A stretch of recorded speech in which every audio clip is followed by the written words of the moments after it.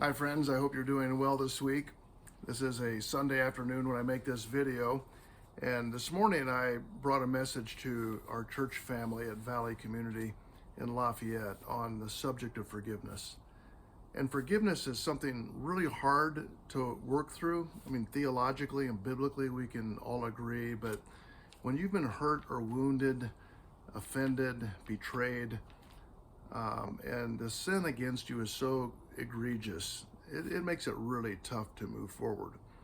And I often think of the little statement, forgive and forget. Well, it's not that easy.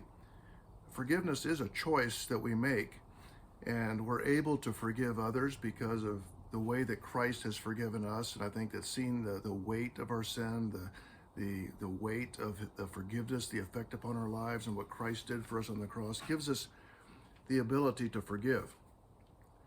But forgetting is not so easy, because while you forgive someone, like Jesus did on the cross when he said, Father, forgive them because they don't know what they're doing, it doesn't mean reconciliation. It's what your heart does. You set your heart free by forgiving, but if a person isn't sorry or repentant or apologetic or want to make things right, that relationship isn't restored. There really isn't reconciliation, so you still have to live with that. You still have to live with certain things of restitution. It doesn't mean when you forgive someone that you immediately trust them at the same level that you used to before, but you free your heart by forgiving them. Now, forgetting is tough because there are little triggers that can interrupt your life and things that make you remember and want to take you down a very dark path to destroy you by becoming a bitter person. So to me, it's one thing to agree that you forgive, and you have to leave a lot with God. How do you handle the forgetting? The deepest pains of your life you may remember for the rest of your life, but you don't have to think about them every day. So I think it's disciplining the mind.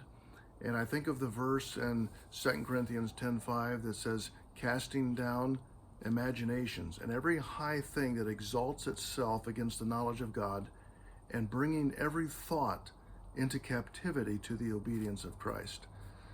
So casting down wrong thinking. I mean, sometimes, you'll see something or hear something or cross paths with someone else, and it just triggers you to go in that direction. And so it's bringing your mind into that discipline.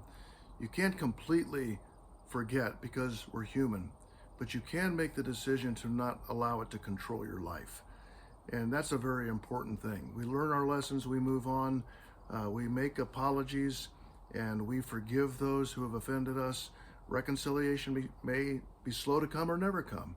Restitution may never come. Trust in that person, even after forgiving them many times, still may not come. But we can control how we think, thinking scripture, thinking biblically, being reminded of the very way that Christ has forgiven us. So I hope that you can find freedom in that, freedom in the forgiveness you've received, and freedom in the forgiveness that you offer. I hope you have a great week. Take care.